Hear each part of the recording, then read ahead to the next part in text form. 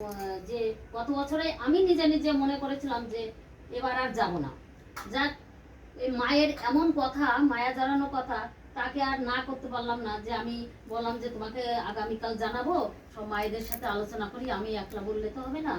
যাই, ওর একটা আন্তরিকতার সহিত যেভাবে যে মা আমার বাড়িতে একটু করে দেবে, যাক, আর সবাইকে বললাম, সবাই স্বীকার হয়ে গেল যে যেভাবে হোক আমরা যেমনই হোক, ঝড় বৃষ্টি বা জলের মধ্যে দিয়েও যেও আমরা কেউ যদি চাই, আমরা সেখানে যে মাতৃ সম্মেলন করছি, আমরা একটুও পিছপা হই না যে ওই বাড়িতে যাব না, ওইটা করবো না। আমরা গত বছরও এইভাবে করেছি। যাক, ঠাকুরের দয়াতে আমাদের কোনো অসুবিধা হয় না। যে এই শ্রাবণ মাস এবং ভাদ্র মাস দুটোই আমাদের পবিত্র মাস, বড় আনন্দের দিন যত কাছে আসছে, মাস শেষ হয়ে আসছে, আমাদের মনের মধ্যে কোনো না কোনো একটা জায়গায় মানে খারাপ লাগার একটা যেন কেমন করে।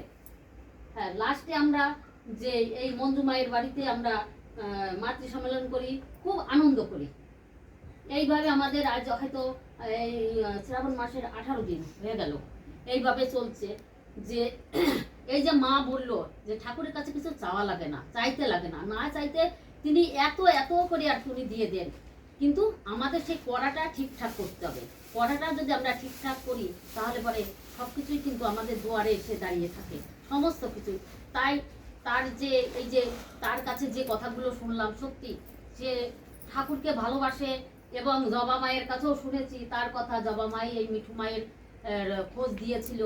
আমি গতকালও ওনাকে বললাম যে আপনি যাবেন না, তা বলে না, তুমি কি ইষ্টভীতি দিয়া কিছু কয়েকদিন বন্ধ করে রেখেছো? হ্যাঁ, আমার 2 মাসের ইষ্টভীতি পায়। ইষ্টভীতিটা বন্ধ করে না। আমি এখন এই ইষ্টভীতির কথাই বলবো। কারণ আমরা যেমন যে সকালবেলা টিফিন দিয়ে, দুপুরবেলা ভাত দিয়ে, রাত্রের ভাত দিয়ে, খাবার দিয়ে একসাথে খেলে পরে আমরা কি খেতে পারবো? আমার এত যাতায়াতের এত অসুবিধা হয়ে গেছে। যে যত ইষ্টভীতি আরো ইষ্টভীতি আনে সবার পরীক্ষা। তাই ইষ্টভীতিটা যখনই আমরা 1 তারিখের থেকে করছি, যখনই 30 তারিখ হয়ে যাচ্ছে, তখনই তো আমাদের আরেকটা কোটা ফাঁকা হয়ে যাচ্ছে, সেটাকে আবার পরিপূর্ণ করি। তাই তখনই তো আমাদের মনে থাকা উচিত যে ইষ্টভীতিটা আমাদের যত বিপদ আপদ যা কিছু আসুক না কেন, আমরা ইষ্টভীতিটা যথাসময়ে নির্দিষ্ট সময় আমরা দেব, আর সেটা দয়াল ধামে যেয়ে পৌঁছাবে। আজ আমাদের ঠাকুরের কত মানে চারিদিকে মানে ছড়িয়ে ছিটিয়ে গেছে।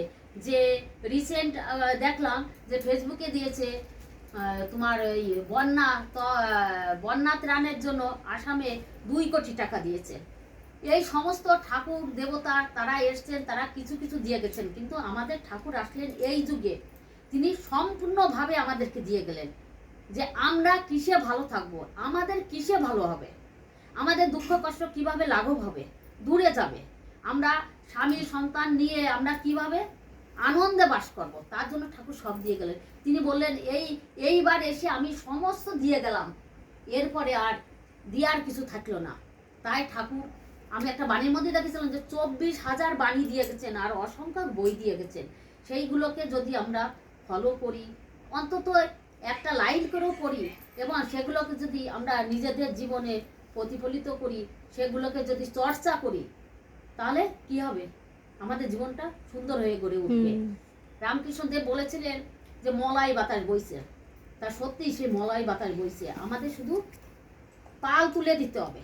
পাল তোলা মানে আমাদের আগে ওই যে জায়গা, একদিন আমাদের দীপঙ্কর আমাদেরই ছেলে, সে বলছিল যে পাল তোলার জন্য কি করতে হবে, মাটিটাকে সার দিয়ে তাকে মজবুত করে তুলতে হবে, যাতে সেখানে বীজ পড়লে পরে অঙ্কুর হয়।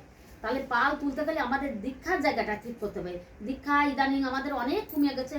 তার জন্য আমরা প্রতিটা মা বোনেরা দাদারা সবাই মিলিত হব, এবং যাতে দীক্ষার হার কি করে বাড়ে, আমরা প্রতিটা বাড়িতে যাব, তার কথা শুনবো, তাদেরকে সেখানে বসে আমরা গল্প করব।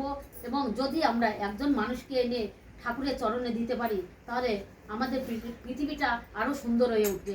একদিন হয়তো বন্দে পুরুষোত্তম রূপে সারা আকাশে বাতাসে ধ্বনিত হবে, বাতাসে ধ্বনিত হবে। কোনো একটি লোকও মানে দীক্ষা না নিয়ে থাকবে না, সবাই ঠাকুরের চরণে আসবে। তাই আমরা সমবেতভাবে সবার যার যত মান অহংকার যাই কিছু থাক না কেন, আমরা সবাই যেন ভুলে যাই, এবং ঠাকুরের কথা মাথায় রেখে সেই ব্রতে যেন আমরা ব্রতী হই। এইটুকু আমি বলে এখানে শেষ করছি। বন্দে পুরুষোত্তম।